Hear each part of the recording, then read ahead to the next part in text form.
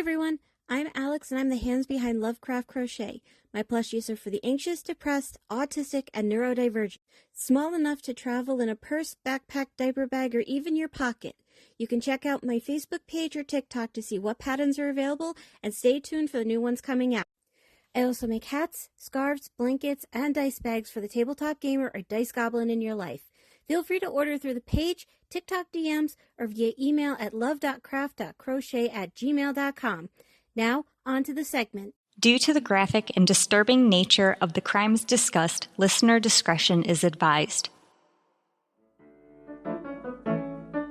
Retrostatic Radio presents Killing 15 Minutes.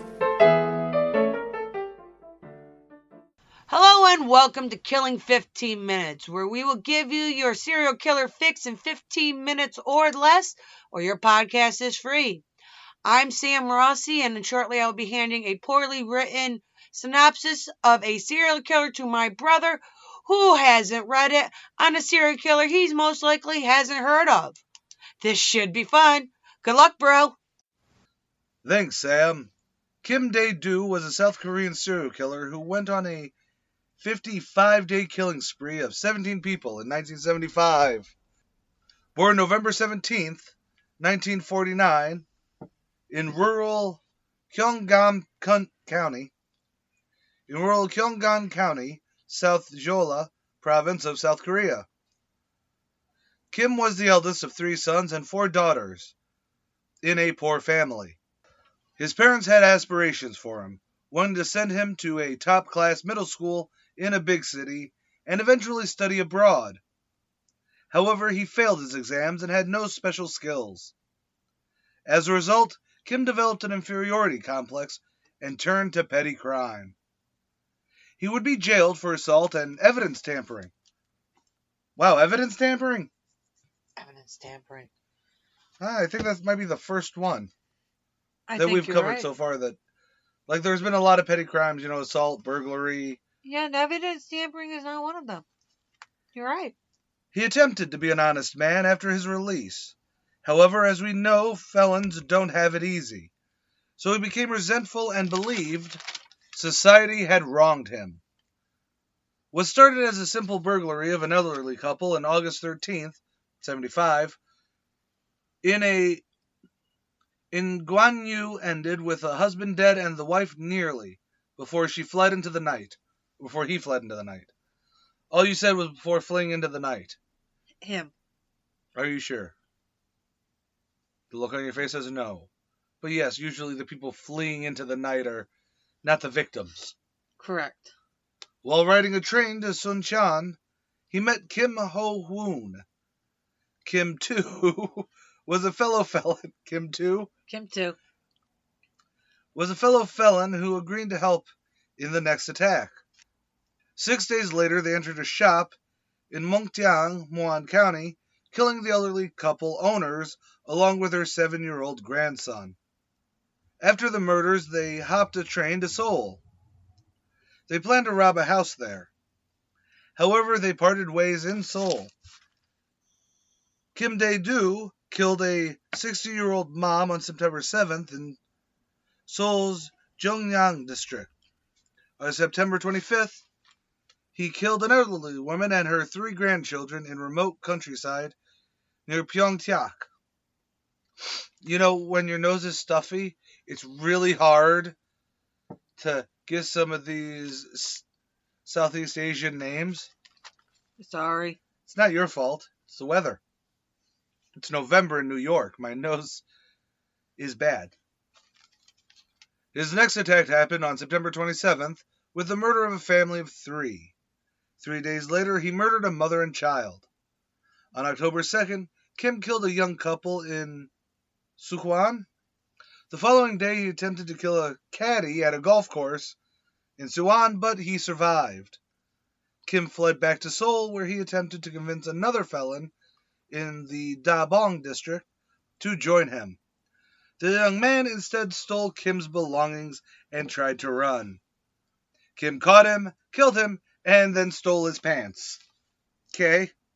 The jeans were covered in blood. Okay. The jeans were covered in blood, so Kim went to a laundromat nearby. When asked where the blood came from by the proprietor of the laundry, Kim claimed he had been in a fight, and it's from a nosebleed. Ha Gyeon-ba, the proprietor, found this pretty sus, bro, and called the cops. Kim was then arrested and taken to the police station. Kim retold the same claim that it was a nosebleed. At some point, he changed his story that he was attacked by local thugs.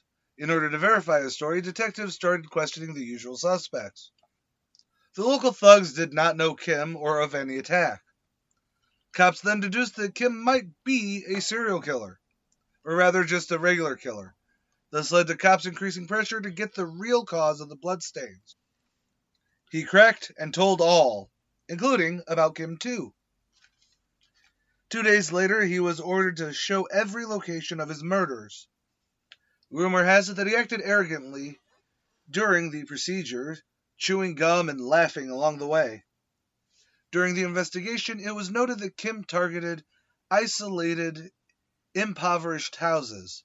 Little money was actually stolen, which was deliberate as cops focused more on upper and middle class robberies. In total, he stole a little bit more than $26,000 in all of his crimes.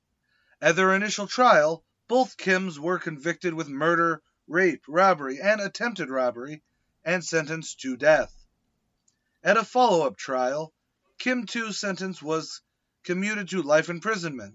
The judge saw that Kim 2 was only involved with one of the murders. Our main Kim would be converted to Christianity and then would later repent for his actions. On December 28, 1976, though, Kim was hung at Seodaemun Prison in Seoul. He would leave a will behind.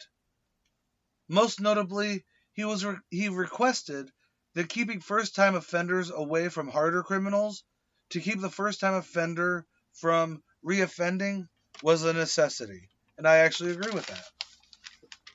And that was the case of Kim Dae-Doo. I actually like when we do these shorter ones because it does set a very good baseline, I think, is... You know what I mean? It's not one of the super special ones where it's like last week with Adolfo Costanzo, you know what I mean? Where I went into details, though, about certain things, though. You went into details. We had cartels. We had voodoo. We had cross-pollination of ideologies. You know, we had a lot of... While his case isn't special in that, you know, weirdos... Sorry. But, you know, atypical brains or atypical personalities join religion, and then religious fervor becomes a thing that drives negative actions. Okay. That could have been the most political way I stated that, but the most PR way I stated that. Yeah. Because some people do, you know, join a religion and become very nice and good and all that junk. But Kim is perfect in that he isn't escalating.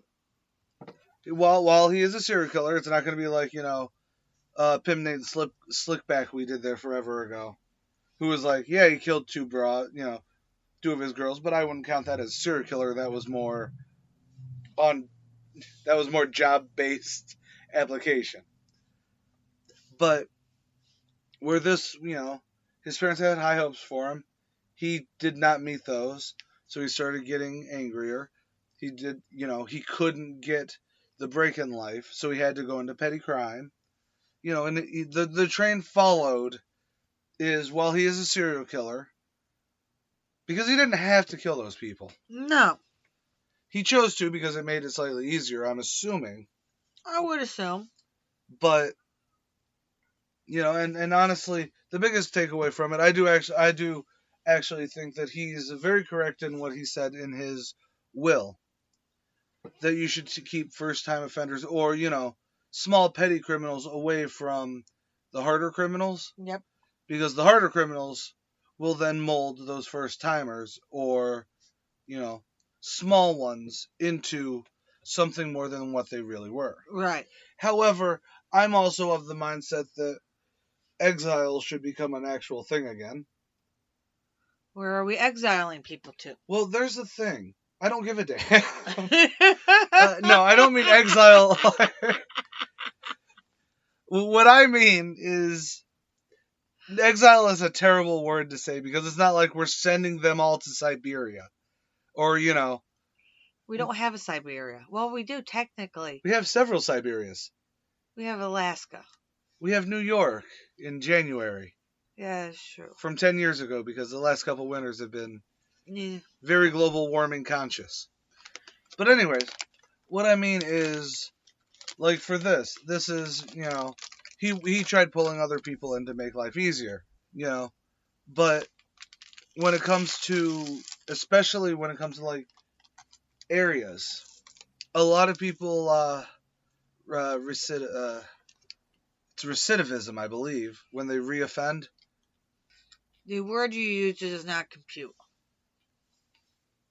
I believe the word is correct though. Okay. But they reoffend because once they're out of jail, they go back to their usual area. Right, with this new information. With new information. That means they can either have new contacts from jail, so now all of a sudden their petty little crime ring can grow, or they're just being plopped back directly into the situation that made them offend in the first place.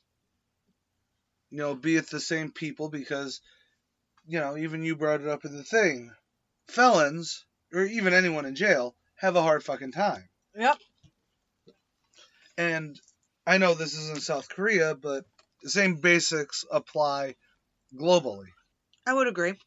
I mean, for different things, like I know Finland or Sweden or whoever actually try to rehabilitate their people. What is this word you use, rehabilitate? Well, I believe it's called communism, if we ask the Republicans.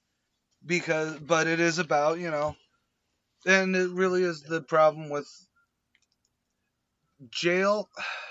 I don't want to say it because it's not how it's going to sound, but it's the problem where prisons work if there's a point to it, instead of just being intense time out.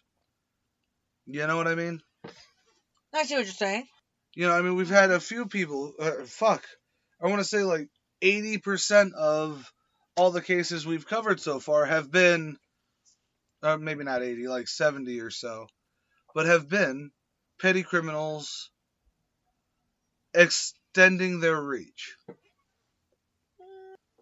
Do I need to get a big board? At some point we will have to actually get us a murder board up in here. Yeah. No. But it is one of those things where it's like, again, this is a lot of me bringing America into it. I'm assuming a South Korean prison in the 70s is not going to be a good thing. I know, I'm assuming. I'm assuming that prisons in any decade is, No, and not especially pretty. in the 70s and 80s, abroad was a very big breakdown of who gives a fuck, they're criminals. Yeah. Even today, it's usually who gives a fuck, they're criminals. The dude who stole a fucking backpack is on par with the dude who shot and killed a couple. Criminal is a criminal is a criminal sort of thing. I gotcha. But that's why I say I think exile is a good idea. Instead of, having someone in jail 30 years for a drug-related crime, let's say, you give them even a tenth of what the taxpayers have to pay to keep him in prison, to essentially move to, not necessarily a gated community, but not be there. Does that make sense? I see what you're saying, yeah. And you make it that, as part of your whatever the fuck, you can have no contact. Maybe a letter.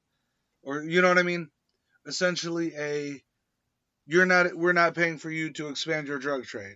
It is, we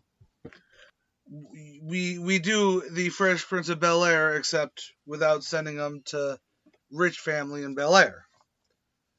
You get into a fight. And you're gone. Not fully, like, you know what I mean? hey, in 6 months you can come back. Hey, in a year.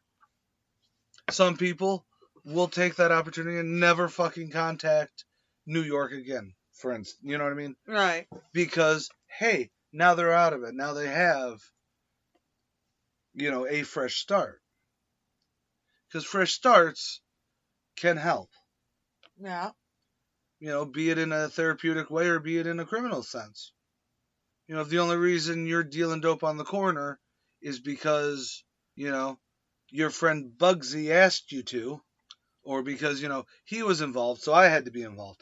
I can't get out now. It's a very similar. But anyways, that's not really here nor there, is it? So yeah, after that long-winded rant about how exiles should come back, what do you think about Kim Dae-Woo there? Or sorry, Dae-Doo. Dae-Doo.